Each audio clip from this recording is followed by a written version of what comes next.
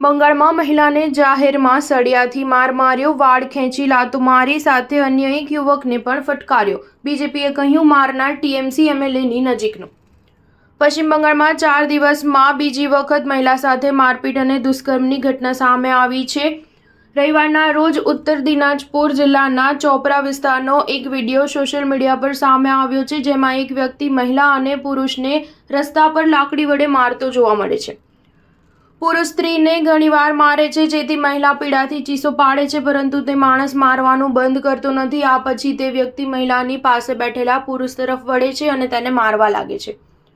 આ દરમિયાન ભીડ શો જોતી રહે છે। સ્ત્રી કે પુરુષને બચાવવા કોઈ આગળ આવતું નથી। વિડીયોમાં એક સમયે પુરુષ મહિલાના વાળ પકડીને તેને લાતો મારતો પણ જોવા મળે છે।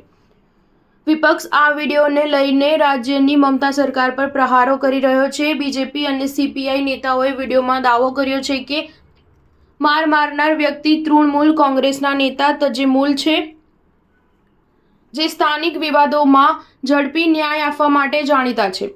અગાઉ 27 જૂનના રોજ ભાજપે ટીએમસી પર આરોપ લગાવ્યો હતો કે કૂચ બિહાર જિલ્લામાં પાર્ટીના લઘુમતી સેલની મહિલા અધિકારી રોશનારા ખાતુનને તેના ઘરેથી ખેંચીને રસ્તા પર ખેંચવામાં આવી હતી અને છીનવીને મારવામાં આવી હતી।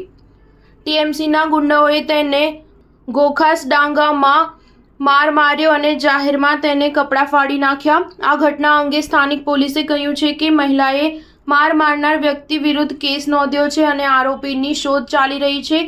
આરોપીએ પુરુષ અને મહિલા સાથે મારપીટ શા માટે કરી તે અંગે કોઈ માહિતી નથી। તે જ સમયે તૃણમૂલ સરકારે આ વિડીયો અને વિપક્ષી નેતાઓ દ્વારા કરવામાં આવેલા આરોપો પર કોઈ પ્રતિક્રિયા આપી નથી। સ્ટાર ન્યૂઝ 7 હંમેશા સચ્ચાઈની સાથે।